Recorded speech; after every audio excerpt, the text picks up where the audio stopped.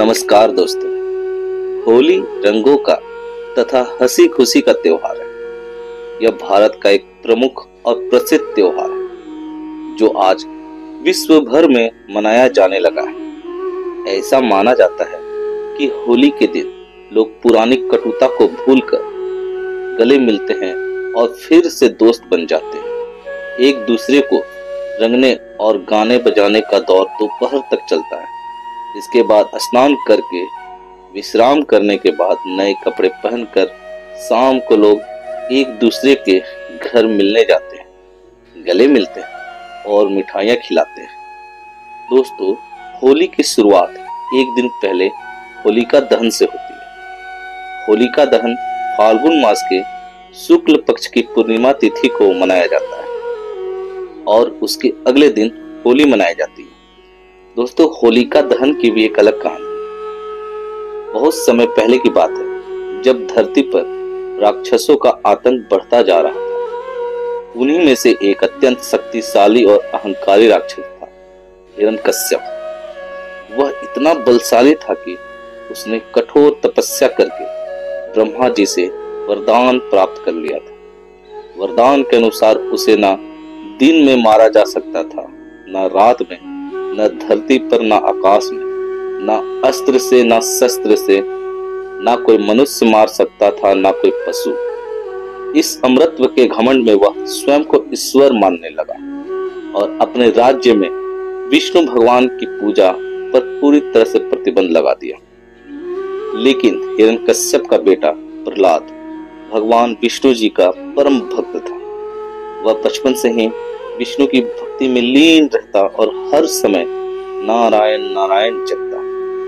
पिता ने कई बार उसे समझाया कि वह केवल उसे ही पूजे, लेकिन प्रहलाद ने साफ इनकार कर दिया। हिरण्यकश्यप के क्रोध की कोई सीमा न रही।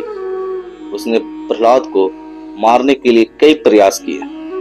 कभी उसे ऊंचाई से गिरवा दिया, कभी विष पिलाने की कोशिश की, कभी हाथी के पैरों तले कुचलने की साजिश रची, लेकिन हर बार विष्णु भगवान की कृपा से प्रहलाद सुरक्षित बच गया।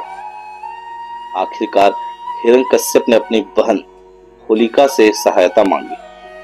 होलिका को यह वरदान प्राप्त था कि वह आग में नहीं जल सकती। उसने योजना बनाई कि वह प्रहलाद को गोद में लेकर अग्नि में बैठेगी, जिससे प्रहलाद जलकर भस्म हो जाएगा और वह सुरक्षित बच जाएगी।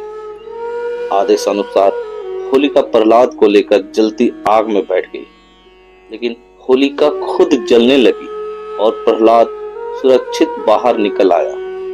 दरअसल होलिका को यह वरदान तभी काम करता जब वह किसी को नुकसान पहुंचाने के लिए इसका उपयोग नहीं करती, लेकिन उसने प्रहलाद को नुकसान पहुंचाने के लिए उसका उपयोग किया, इसलिए वरदान निष्फल हो गया और वह स्वयं जलकर भस्म हो गई।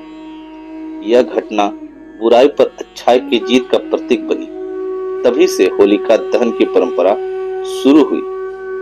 होलिका केवल होलिका दहन तक ही सीमित नहीं है दोस्तों। अगले दिन रंगों से खेली जाने वाली होली की भी अपनी कहानी। कहा जाता है कि भगवान श्री कृष्ण को बचपन में कंस ने कई बार मारने की कोशिश की थी। इसके अलावा जब वह छोटे थे तो पुतना नामक राक्षसी ने विष लगाकर उनको दूध पिलाने का प्रयास किया था, जिससे उनका रंग काला पड़ गया था। श्री कृष्ण इस बात को लेकर हमेशा चिंतित रहते थे कि उनकी गोरी प्रेमिका राधा और अन्य गोपियां उनका मजाक ना उड़ाए। और दोस्तों, आपने ये कहावत भी सुनी होगी, यशोमती मैया से बोले नंद लाला, राधा क्यों गोरी मैं क्यों काला। तो उनकी माता यशोदा ने उन्हें सुझाव दिया कि वे राधा और उनकी सखियों पर रंग डाल, जो रंग उनका है।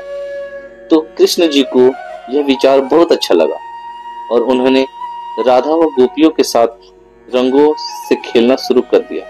तभी से ये परंपरा शुरू हुई और हर साल धूमधाम से मनाई जाने लगी। समय के साथ होली केवल धार्मिक पर्व ना रहकर सामाजिक त्योहार बन गया।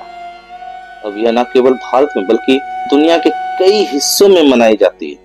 इस दिन लोग आपसी मतभेद भूलकर गले मिलते, रंगों से खेलते हैं, मिठाइयाँ बांटते हैं और साथ में गुजिया, ठंडाई और पापड़ का आनंद लेते हैं। पर्व बुराई पर अच्छाई की जीत का प्रतीक है।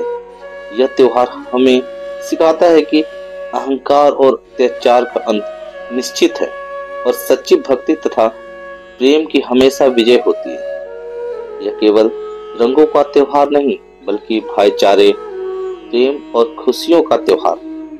तो इस होली पर सभी गीले शिकवे भूलकर रंगों में डूब जाइए और इस पावन पर्व का आनंद लीजिए।